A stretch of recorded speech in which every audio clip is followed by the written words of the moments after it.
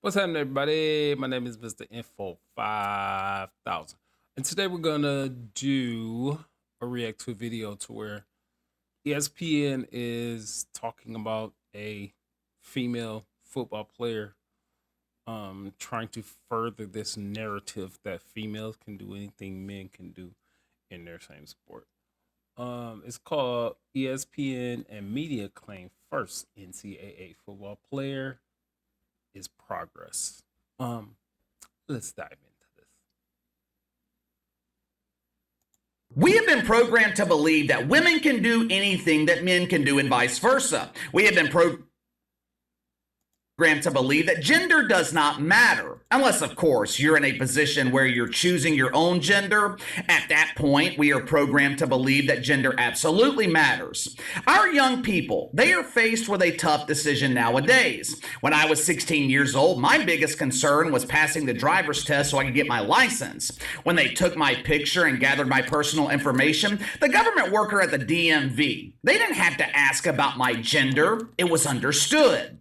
Today, teenagers, they not only have to worry about passing the driver's test, they also have to be prepared to choose at that moment amongst the 72,000 available genders. Are you male or female, binary, non-binary, gender void, gender queer? Do you choose to identify as a rake or an emotional support shovel?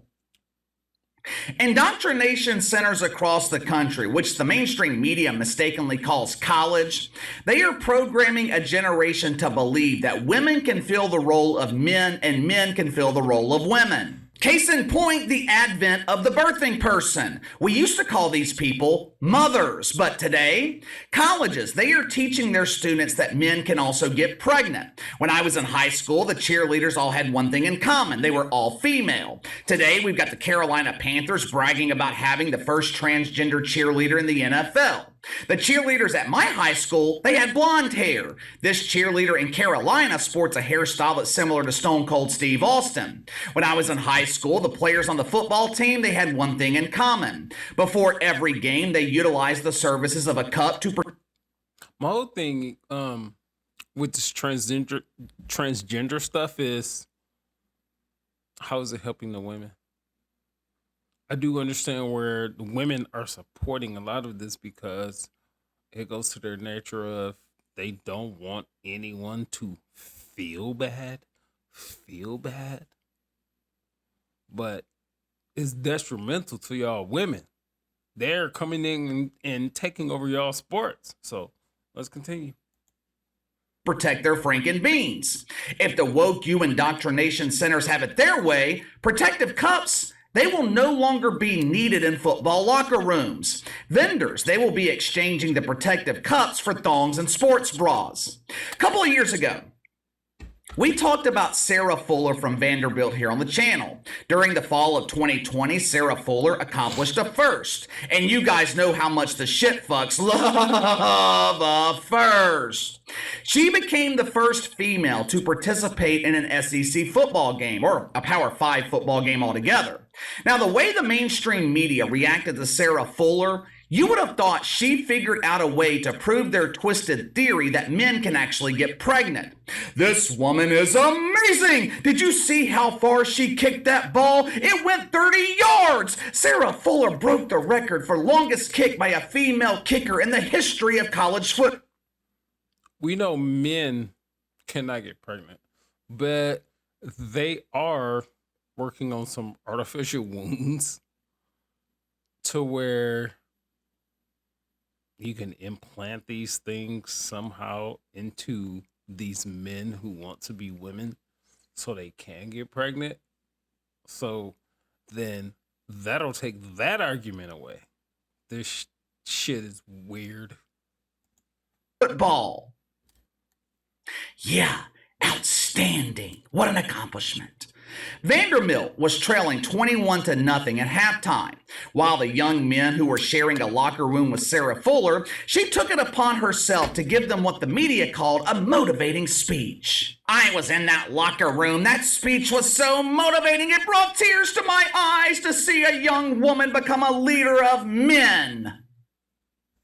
Yeah, The speech was so motivating. Sarah Fuller did such a great job of motivating up the players at Vanderbilt. They came out in the second half and proceeded to lose 41 to nothing. Oh my. Sarah Fuller was such a great motivational speaker that Vanderbilt only gave up 20 points in the second half instead of 21. Over the weekend, there was another first accomplished at a woke U indoctrination center. Shenandoah University. It's a private college located in Winchester, Virginia. Now imagine my surprise. Just imagine my surprise when I find out that Shenandoah University is directly affiliated with the United Methodist Church. All these years I have been talking about woke United Methodist. I'm sure some of you guys thought that was just hyperbole. I'm sure some of you guys thought that was a figment of my imagination. I'll be honest with you, when I created Woke United Methodist years ago, it was a figment of my imagination. But now, Woke United Methodist, it's real. Shenandoah University, it's a small school with about 4,000 students. For the small price of $50,000 a year, you too can send your child to Shenandoah University. For the small price of $200,000 over 4 years, Shenandoah, they will transform your child from a naive, innocent teenager into the next Megan Rapinoe. For those very lucky parents, they send their beautiful teenage daughter to Shenandoah. 4 years later, they receive a young man in return. But don't worry, parents. The $200,000, that covers the cost for the transition. Now, obviously, I'm just kidding. I don't know very much about Shenandoah University. For all I know, it could be a great school. But after this weekend, I am highly, highly skeptical of the decision making from the coaches at their football program. Shenandoah competes at the Division III level in college football. Translation, it's low-level high school football. If you're looking to cure your insomnia, watch a football game at the D3 level. You would be more entertained by watching a group of wanker spankers play spin the cucumber. This past weekend, Shenandoah participated in a highly competitive matchup against something called Juniata. The hundreds of people in attendance, which were mostly parents and family members of the players, they were treated to something very special on Saturday afternoon. It was a momentous occasion. When most people watch football, they're expecting to see 22 dudes competing against each other. On Saturday, during the first quarter of the game, Haley Van Voorhees from Shenandoah made history by becoming the first female player who was not a kicker to participate in a college football game. She even managed to hit the quarterback.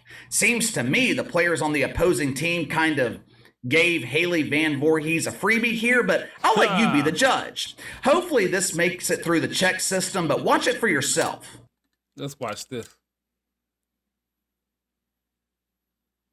Just in case that clip gets pulled down, Haley Van Voorhees rushed the quarterback and was credited with a QB hurry. Now, I muted the sound on purpose, hoping that the clip would make it through, but there are just so many problems with this scenario that I don't even know where to begin here. First of all, by allowing Haley Van Voorhees to play, you're putting the young men on the opposing team in a lose-lose situation. Did you notice how the offensive lineman completely avoided Haley Van Voorhees? Did you see that? Yeah. We saw that they don't want to hurt this woman. If you hit this woman in the way that's supposed to happen in the normal course of a football game, then the males will be looked at as just so bad, this, that, and the other, which is fucking weird to me. Because that's just in the course of competition and those things will happen. Even though football today is definitely not what it used to be. But still, football is about hitting, tackling, this, that, and the other. It's the most gladiator, I don't know if I can put something else on it, but it's the most gladiator sport that's going on right now, today, but it is still so watered down in a sport that's designed to hit people, tackle people. You really can't hit people and tackle people, which is weird, but they just let her go unabashed to the quarterback, which tells me the two coaches The one coach said, if you see number 10 coming to the game, here's how we're gonna use her. She just gonna come up the middle from the safety position. She gonna play down close to the line of scrimmage, and she's gonna blitz. And she's gonna go straight for the quarterback. Please don't hit her, because I know there are some of those men, those young men, that would want to just take her out, just like they would want to take out her male counterparts, just the men. So No young man wants to be the dude who completely flattens the female. She right. was basically given a free hit on the quarterback who proceeded to fall directly on top of her. Haley Van Voorhees is 5'6", 145 pounds. Wow. Who in the hell thought this was a good idea? Let me ask you this. What would have happened if Haley Van Voorhees was serious? Haley Van Voorhees is shorter than I am and weighs as much as I do. I am not getting on no fucking football field to line up and play against nobody. Injured. God forbid she takes a hard hit to the head and maybe paralyzed for the rest of her life. God forbid that happens. Do you think the mainstream media would be celebrating this first? Because right now, the media is celebrating Haley Van Voorhees and Shenandoah University like they're making some kind of progress. If she was seriously injured, the media would be the first in line to demonize this coaching staff. And I'm assuming this coaching staff at Shenandoah had serious reservations about allowing Haley Van Voorhees to play. Now, this is pure speculation on my part, but from the research that I did this morning, it seems like the coaching staff might have been pressured to let her play by administrators at the university. Haley Van Voorhees, she has been on this team for 3 years now. By all accounts, she seems to be well-liked, well-respected by her coaches and teammates. Which is cool. Seems to be a nice young woman. They claim that she works very hard in practice. It's cool. How come it's taken 3 years for her to be allowed to participate in one play? That clip I shared with you, that is the only down that she participated in. The game was a complete blowout. Oh. I know what this is. This is the patriarchy working. It's because men have always played these sports and they just never gave females a chance. And, you know, that's how it's always been. And that's what it's going to be. Could it be men and women are built differently? And hell, even men today, because they don't practice, they have no resistance on their body, they get injured more often today than they ever have. Could it be that it's not built for women? Biological women? Could it be that? I mean, I don't know. But I do not want to see this. I do not want to see a woman that comes out there and plays in a normal game and get. I don't even want to see this happen to a man. Comes out there. It's hard for me to watch football today. I'm a huge football fan. It's hard for me to even watch any football because I'm at the point where I see anybody injured. And obviously I watch where mostly men play, young men. I'm to the point to where I don't want to see anybody injured. And if I see a woman come out there, a female come out there, 5'6", 145, safety, and somebody has an agenda, it may not even be an agenda. It's just in the course of a game, the safety may make the tackle and a wide receiver sees her or something like that and just blows her up, even if it's a man. I don't want to see it. I don't want to see it. Y'all got to stop this. Out by the end of the first quarter. How come Haley Van Voorhees was only put in for one play? Maybe, just maybe, the coaching staff at Shenandoah knows this ain't a good idea. Let me give you another It's reason not a why I good think idea the for a coaching whole staff lot of was pressured reasons. to put Haley Van Voorhees in the game.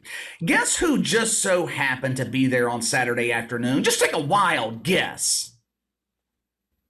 A camera crew from the worldwide leader in woke, Oh boy. ESPN. Mm-mm-mm. Let's just think about this logically for a second. Why would ESPN spend thousands of dollars getting a camera crew to a D3 football game that no one gives a shit about? Do you really think ESPN would do that if they weren't notified beforehand and guaranteed that Haley Van Voorhees was going to be allowed to play? The only reason that ESPN was there was so they could capture this history making moment and share it with the world. So anyway, I've had enough of this. If you want to watch the whole video, go to he has some great content on there. Behind the Line. Just go to YouTube and go to Behind the Line. Yeah, he got some good content on there. Very entertaining guy. So that's it.